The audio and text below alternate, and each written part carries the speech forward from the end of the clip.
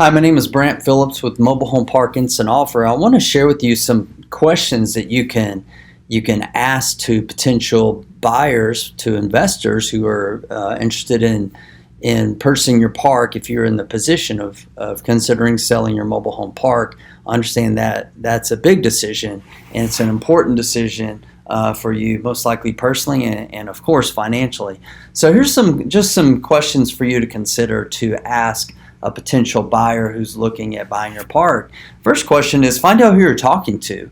Knowing who you're dealing with and their background, their credibility, their ability to close, their ethical standards, for example, and who's going to be taking over this property is really, really important. So don't hesitate to ask the investor or the company that you're talking to get to know them a little bit, right? And so fortunately in today's day and age, that's easier to do with the World Wide Web. Obviously, I would recommend just going to Google in the beginning, Googling the name of the company. If it's a big company, if it's an individual, Googling their name, for example.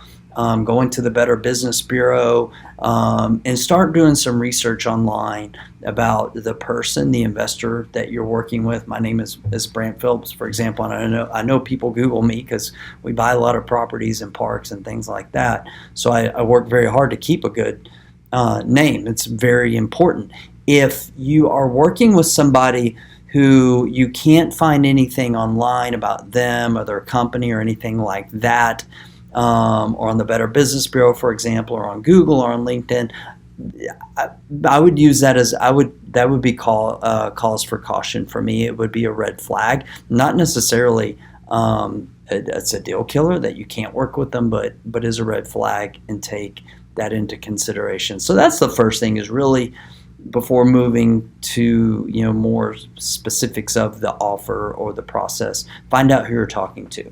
The next thing you want to talk to them about is, how does this process work? So if you haven't sold property frequently or relatively, like in the last year or two, whatnot, then you may just want a refresher and to see how their process works. So ask what their process is. So there's essentially going to be 3 steps to this process. One, like after you agree on a price, there's going to be the contract phase, there's going to be the due diligence phase, and there's going to be the closing period. So it can be a little bit confusing. Every state, every marketplace is a little bit different, and every company's processes are a little bit different. So find out what that looks like. Begin with the end in mind, right? So you're trying to reach the destination of getting a wire or funding and selling your park and just being done with it responsibility-wise, and to receive the income from that sale, from all your hard work. So find out what that process is. Begin with the end in mind and going through the contract phase, due diligence period, and et cetera, to get to closing. So another important question is asking what kind of skin they're putting into the game. Meaning, what are they putting down for earnest money? Are they paying you for an option period? Because this is something that should also be seen as a red flag if they're not putting down, for example, say as little as 1%. Because there are a lot of people in our industry that do what is called wholesaling, and what that means, I won't get too in depth into that right now. I've shot some other informational videos about this, but what they will do is they will put a property under contract and then go to try to sell the contract for more. Say, for example, they give you a contract for $100,000 or $1 million, whatever that is, then they're going to want to go out and sell it for more. Now, this is, I was going to say it's not illegal, but it actually is illegal in some states now, and they're legislating against it more and more frequently now, because what a lot of wholesalers do if they are not able to successfully sell that contract more than what they're paying you for, they will just walk away and they will ghost you, so to speak, meaning they'll stop responding to communications, they won't show up to closing and things like that. And that's a very, very unfortunate thing. So just be cautious. One of the telltale signs is on their contract there's very little to no earnest money, and they may also use verbiage that says and or assigns. So ask them right away, like this is one of the questions you should ask. Are you the end buyer, or are you looking to wholesale my property? If they are an experienced real estate person, a professional, they will be able to answer your question right away, as a matter of fact, and be very honest and upfront with you. If they don't know what wholesaling is, that would also be a red flag, because people in our industry just know what it is. So another question I ask is, how quick can they close? In the residential world, we've bought hundreds of homes over the years, and it's very easy to close a property within 5 to 7 days.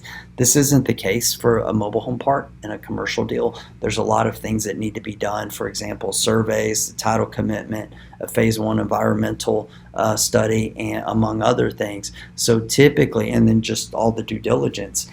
The quickest that we've ever been able to close a park has been a little over 30 days, and that was really hard. It was very difficult. So find out how quick they can close, but I would also take it as a red flag if they're saying they can close like in a week or two.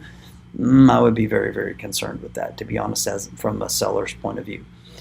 Typically, as someone who is able to explain the due diligence phase of needing, 30, 60, 90 days, et cetera, that's going to be what is the industry norm. So just find out what their process is and what they're expecting to a close date. So another important question, are there any fees or closing costs? Be very, very cautious. So one thing I would tell you is that number one, you should never be paying any money out of pocket up front to sell your home, because there are scam artists and there are people out there that are using the internet, and they're contacting sellers and asking them to pay an upfront fee in order to sell their property and put it before their pool of buyers and stuff like that. So be very careful of that. Typically, 99.9% of the time, everything that I've ever seen is that if you're the seller and you're selling to an investment company, I'm not talking about selling with a broker or with a realtor, I'm talking about selling to an investment company, you shouldn't pay any fees. That's one of the benefits of selling to our company. We pay all the fees, all the closing costs. The only thing that our sellers are responsible for the day of closing is if they have any financing or taxes that they own the property. Let's say, for example, we agreed to buy a property for $1 million, and the seller owes $500,000 on it with a loan. Then at the day of closing, those $500,000 will be subtracted from their net to pay off that lien. So we're getting the title, the property free and clear. And if there's any outstanding taxes, other than that, you shouldn't be paying fees for a survey, for title commitment, anything like that. And the last thing that you should ask a potential buyer is anything you want. You're the seller here, so there's no such thing as a dumb question, right? If you have a concern, if you have doubt, if you have any question in your mind that you can think of, ask it. Ask that question. That is your right as a seller. So just ask anything that you have on your mind. And by the way, we're here as a resource as well. So we take a lot of calls from people who are park owners that may not be wanting to sell. They're just curious. They have some questions, things like that. Consider us a resource. You feel free to email us at the email address you see below. It should be somewhere on this page, or call us. Pick up the phone and call. 9 times out of 10, it's going to be me that's going to get those calls, and if I don't answer, I'll get back to you if you leave a message, and I'll do my best to answer any questions that I can that may help you in selling your mobile home park. So I hope this video was helpful for you and giving you some ideas for questions to ask, and thank you for watching.